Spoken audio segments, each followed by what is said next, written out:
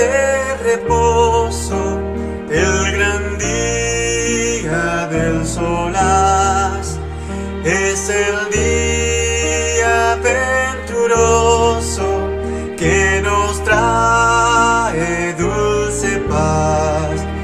Es el día señalado por el sello del amor. Nuestro Dios lo ha designado, es el día del Señor. Celebremos a Porfía, al autor de aquel gran don que nos da el festivo día y se goza en el perdón. Aceptemos hoy con gusto el descanso semanal, esperando el día a gusto del reposo celestial. Los que a ti nos acercamos por Jesús, Dios de verdad, hoy alegres proclamamos tu justicia y tu bondad. Este día la memoria siempre se celebrará, y en el cielo con la gloria por los siglos durará.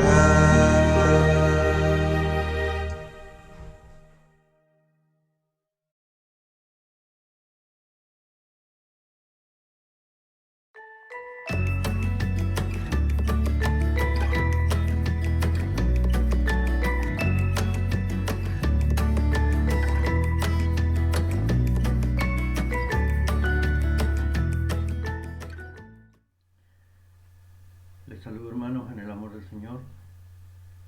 En este día vamos a ver la lección número 9, que lleva por título La crisis general. El objetivo de esta lección es analizar cómo Dios anhela que su pueblo esté formado por personas de diferentes edades que vivan en armonía y con relaciones marcadas por el amor y el discipulado.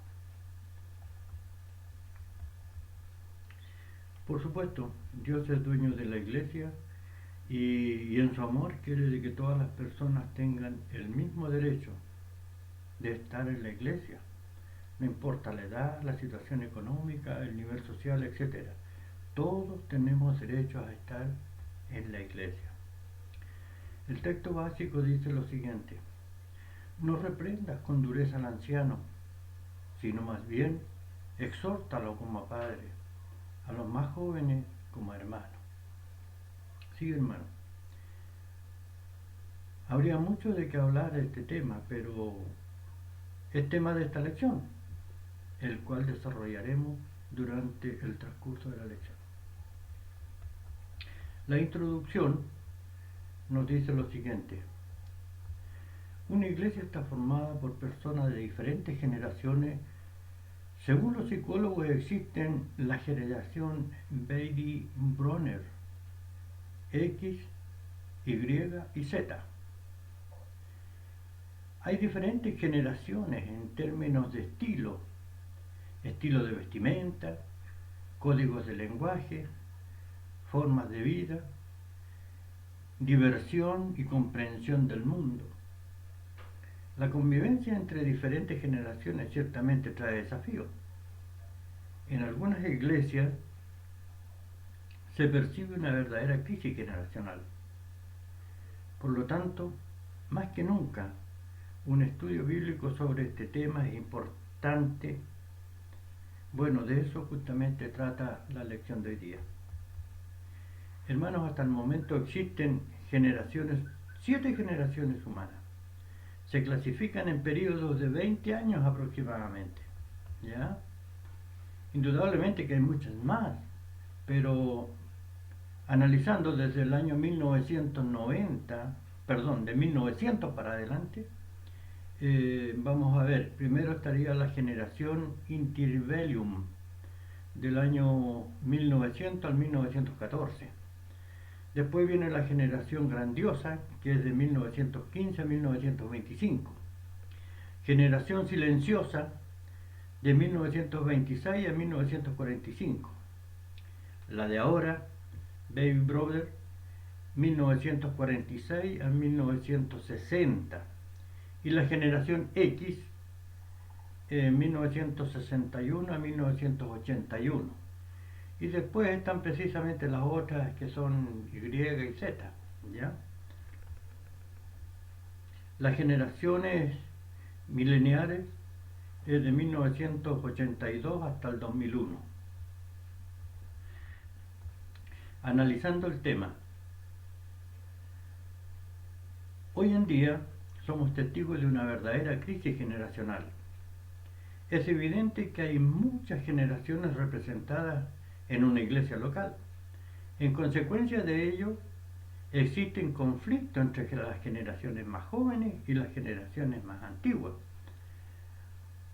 Hay una ruptura en la relación entre estas generaciones. Sin embargo, la iglesia debe ser multigeneracional, formada por relaciones fuertes y saludables entre personas de todas las edades. Veamos qué dice la Biblia con respecto. La pregunta número 1 nos habla, dice, basado en la introducción, discuta con los estudiantes sobre las diferencias que existen entre las personas de diferentes generaciones y edades. ¿Cuáles son los desafíos de convivencia entre estas generaciones? La primera, convivencia multigeneracional.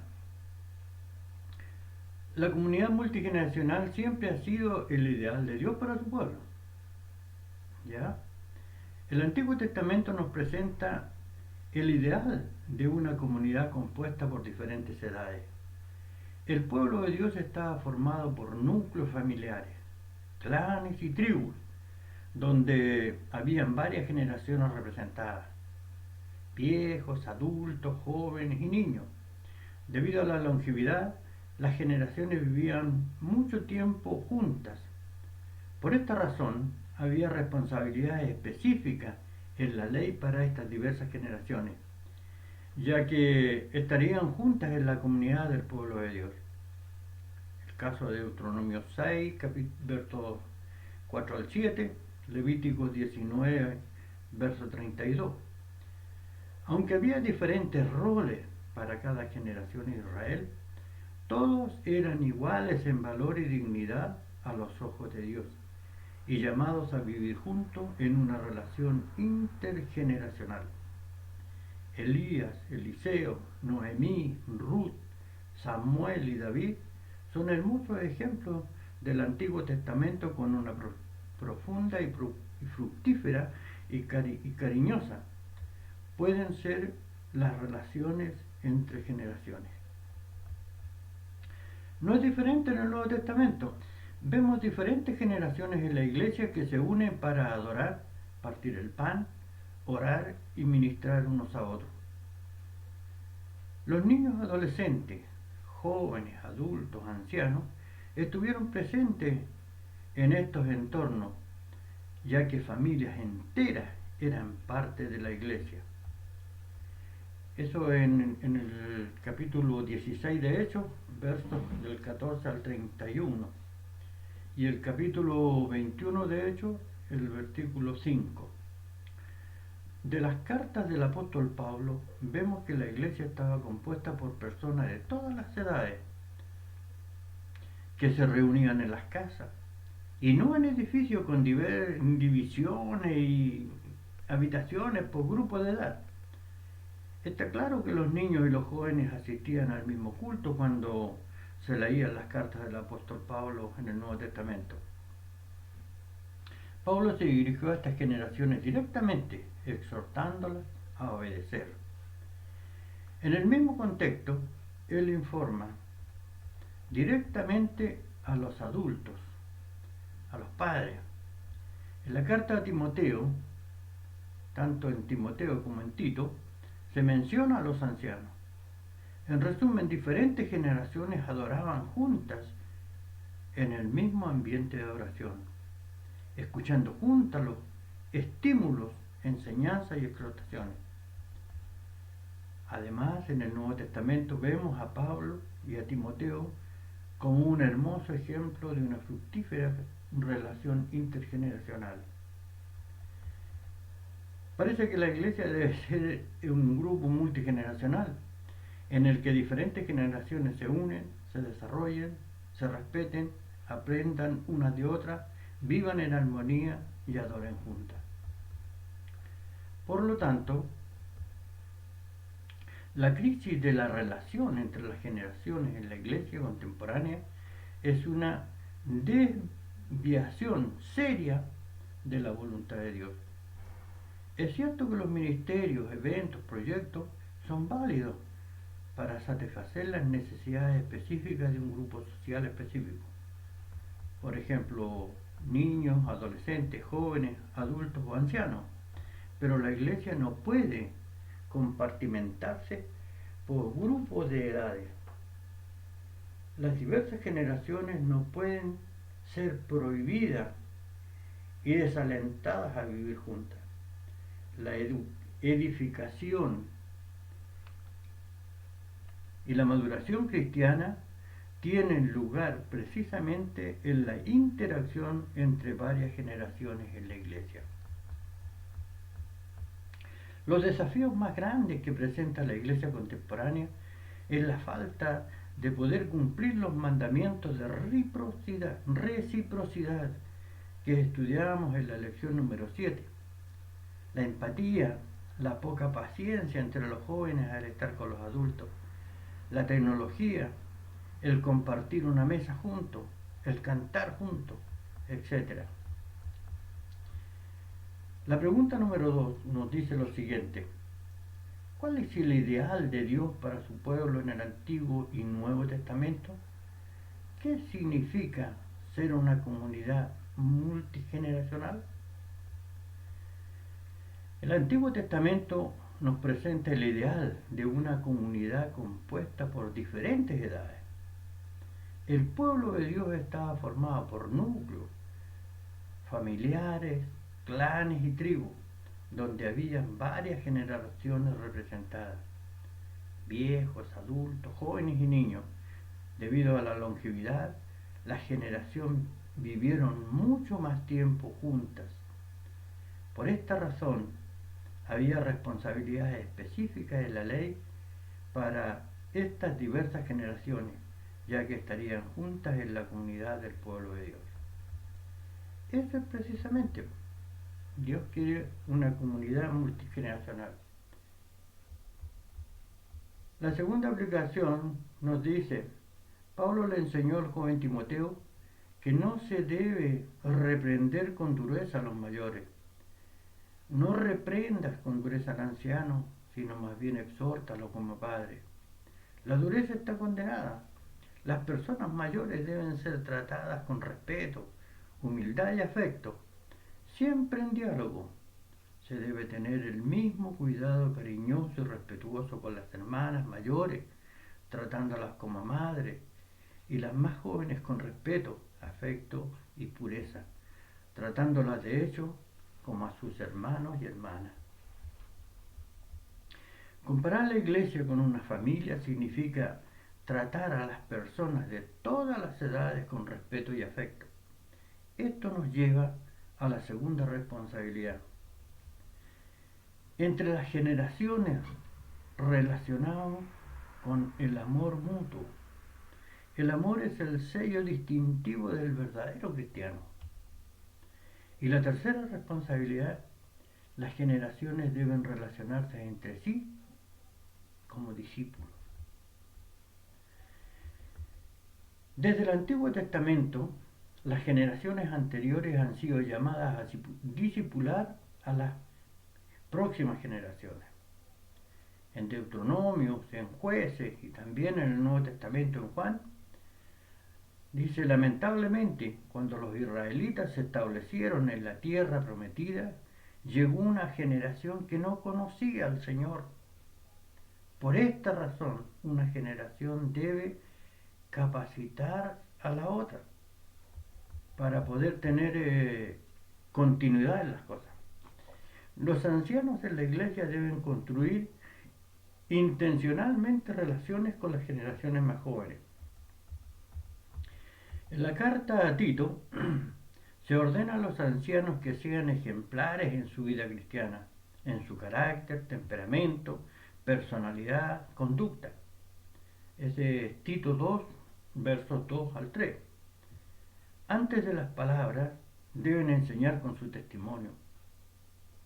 Pablo también pidió un ministerio femenino efectivo en el que las mujeres maduras discipularan a las mujeres más jóvenes. La idea es que las personas mayores necesitan pasar el bastón a las generaciones más jóvenes. Necesitan entrenar y dejar espacio para que los jóvenes actúen, siendo sus mentores, como lo hizo Pablo con Timoteo.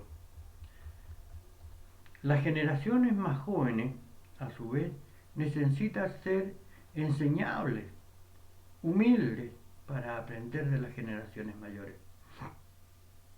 Por eso necesitamos escuchar y relacionarnos armoniosamente.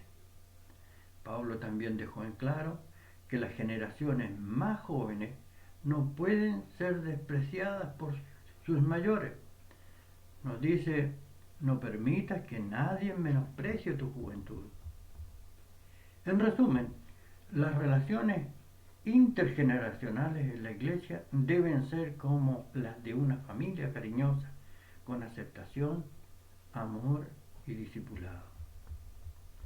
La pregunta 3 nos dice, basado en el comentario número 2 en 1 Timoteo 5:2, en San Juan, en Deuteronomio 6, versos de 4 al 7, Deuteronomio 2, de 4 al 5, y otros textos bíblicos mencionados en este ítem, responda: ¿cuáles son las 3 responsabilidades de las diferentes generaciones necesitan para cumplir mutuamente en la iglesia? La primera es relacionarse como una familia. San Juan 1:12 nos dice: mas a todos los que le recibieron, a los que creen en su nombre, les dio potestad de ser hechos hijos de Dios. Como hijos de Dios, formamos parte de la familia de Dios. Esto nos lleva a la segunda responsabilidad entre las generaciones relacionadas con el amor mutuo. Juan 13, los versos 34 y 35 nos dicen lo siguiente: un mandamiento nuevo os doy, que os améis unos a otros como yo os he amado, que también os améis unos a otros. En esto conocerán todos que sois mis hijos, si tuvierais amor los unos por los otros. La tercera responsabilidad es: las generaciones deben relacionarse entre sí como discípulos. Desde el Antiguo Testamento, la generación anterior ha sido llamada a discipular a las próximas generaciones. El libro de Deuteronomio, capítulo 6, los versos 4 al 7, nos dice lo siguiente: Oye Israel, Jehová nuestro Dios, Jehová uno es. Y amarás a Jehová tu Dios de todo tu corazón y de toda tu alma y con toda tu fuerza. Y estas palabras que yo te mando hoy estarán sobre tu corazón, y las repetirás a tus hijos, las hablarás de ellas estando en tu casa, andando por el camino, al acostarte y cuando te levantes. En otras palabras, Dios nos manda a vivir en una iglesia como en nuestra casa, queriéndonos, amándonos, respetándonos, cuidándonos como abuelos, padres hijos esposos, esposas madres, hijo, hija, nietos. Todos tenemos responsabilidades. La cuarta pregunta. En tu opinión, ¿qué ha enseñado la Biblia presentada en los ítems 1 y 2 del comentario es la más desafiante hoy? Comparte tu idea con otros estudiantes. Bueno, todo es desafío, pero creo que la más difícil hoy es el hecho de convivir con jóvenes. No es que los jóvenes sean malos, no, todo lo contrario, sino que como ellos son de otras generaciones, para nosotros todo es diferente y difícil. Ejemplo, las comunicaciones. Hoy es todo por teléfono y redes sociales. En cambio antes uno salía a la puerta y le gritaba al vecino o al hijo lo que quería. Hoy es más discreto. Los métodos de enseñanza son todos diferentes. Hoy hay que hablar, no hay que hablar fuerte, porque se trauman. No debes decir no, a ellos no les gusta, se frustran. No hay que mirarlos porque piensan que los están discriminando, etcétera, etcétera. Entonces cuesta todo cambio tan rápido. Bueno, los jóvenes también tienen su propia opinión, ¿ya? Y eso es claro, ¿ya? Pero creo que cuesta la comunicación, es lo más complicado que hay ahora. Aplicando el tema en la pregunta número 5, dice lo siguiente. ¿Tu iglesia fomenta la interacción entre personas de diferentes edades?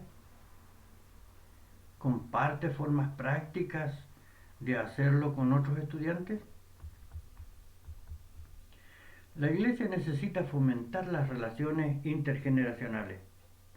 Fomentar una iglesia multigeneracional, como la iglesia primitiva, donde todos estaban juntos, no significaba extirpar los ministerios por edades. Es interesante que las diferentes edades tengan sus propios espacios y ministerios para crecer y desarrollarse, satisfaciendo sus necesidades específicas. En la iglesia necesitamos ser parte de una red de relaciones que incluya personas de varias edades.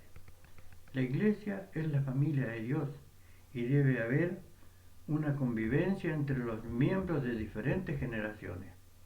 Una familia no puede estar compuesta por personas de una sola generación. Por lo tanto, los jóvenes, los niños, los adultos, los ancianos deben vivir juntos y relacionarse. Para este propósito es necesario dedicar tiempo, espacios, ministerios, proyectos y actividades específicas. La pregunta número 6 nos dice lo siguiente. ¿Te das cuenta del cuidado, amor y discipulado entre generaciones en la iglesia? ¿Qué podemos hacer en la práctica para cambiar lo que está mal? Bueno, el egoísmo asola las iglesias, en la que cada generación piensa solo en sí mismo y lucha por establecer sus diferencias y gustos personales. Hay responsabilidades y deberes entre las generaciones en la iglesia. Deben amar y discipular, dos conceptos que son importantes. Por lo tanto, es necesario aceptar las diferencias culturales entre generaciones, ser paciente, respetar y aceptar sus estilos, gustos y diferentes formas de pensar y actuar. Creo que es importante tomar en cuenta el consejo del escritor de esta lección, donde nos dice: tienes que sacrificar tus preferencias personales en beneficio de las otras generaciones. Debes aprender de los mayores, escucharlos con amor, y los mayores necesitan discipular a los jóvenes. Algunos luchan por cuestiones periféricas, Claro. Tradiciones eclesiásticas, por ejemplo. A mí me gustaba cuando ponían las sillas adelante y los dirigentes, los que dirigían la reunión, se sentaban allá adelante. Estilos musicales. ¡Ja! Era más lindo con guitarra y acordeón. Pero ahora, vestimenta. Era más lindo cuando andábamos con pantalones pata elefante. Pero hoy es diferente. Mientras sacrifican el amor mutuo, la solidaridad, el respeto, el discipulado y el servicio cristiano en el altar de la discordia. Malo, ¿no es cierto? Bueno, llegamos al desafío semanal. Es el anhelo que las personas de diferentes generaciones y edades vivan en armonía y se relacionen unos con otros, actuando como una familia acogedora, donde hayan aceptación y afectos mutuos, marcados por el amor y el discipulado cristiano. Tu desafío es ayudar a tu iglesia local a fomentar la interacción entre personas de diferentes edades. Estudia al respecto. Piensa en espacios, formas y proyectos que tengan como objetivo conectar diferentes generaciones y sugerir a los líderes de tu iglesia local. Toma la iniciativa de establecer contactos con personas de otras generaciones en tu comunidad cristiana. Comienza orando por estas personas. Bueno, ese es el desafío, pero nosotros podemos hacer mucho. Nosotros podemos tomar eso para nosotros y hacer de esto algo que vaya en beneficio de nuestra iglesia. Hoy estamos viviendo tiempos difíciles, estamos segregados, estamos enclaustrados en nuestras casas, pero cuando volvamos yo creo que muchas de estas cosas van a cambiar. Seguimos adelante. Viene también viajar al extranjero, ¿ya? Con el momento misionero. El país que hoy corresponde es Irán. Tiene una población de 82,8 millones de personas y cristianos hay 800.000. La religión es el Islam, cristianismo, zoroastrismo, judaísmo. Hay de todo. Tiene una república islámica presidencialista. El dirigente es Hassan Rouhani. Ilegal predicar, ilegal convertirse. Un poco raro, ¿no es cierto? Ilegal predicar, ilegal convertirse. Los cristianos iraníes tienen prohibido compartir la fe con personas no cristianas. Por lo tanto, las reuniones de las iglesias en persa, el idioma nacional, no están permitidos. Los cristianos ex musulmanes enfrentan el acoso del gobierno. Si asisten a una iglesia doméstica o clandestina, son amenazados de arresto. La sociedad iraní se rige por la ley islámica, lo que significa que los derechos y oportunidades profesionales para los cristianos son muy limitados. Hay un alto nivel de violencia expresado en el aumento en el número de los cristianos encarcelados en el país. Por ende hay pedidos de oración que dice: cualquier musulmán que abandone el Islam es considerado como apóstata y puede ser encarcelado o algo peor. Ore porque las leyes cambien, permitiéndole a los ciudadanos iraníes la libertad de religión. Ore por los cristianos secretos que congregan en iglesias en casa para que estén protegidos y continúen su camino con Cristo.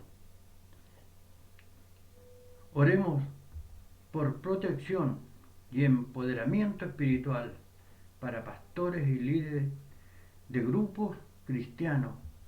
Muchos fueron arrestados, procesados y recibieron largas condenas de prisión por delitos contra la seguridad nacional. Bueno, hermano, hemos llegado al final de esta lección. Oremos a nuestro Dios para que podamos predicar el Evangelio a los gentiles y que entre nosotros aprendamos que la Iglesia es una organización como el cuerpo humano. Hay que trabajar unidos, de lo contrario, este cuerpo estará enfermo. La próxima lección se titula Una comunidad atractiva. Hemos llegado al final. Que Dios les bendiga y que podamos esto ser solamente un barniz para que nos dé interés para seguir estudiando más adelante. Bendiciones.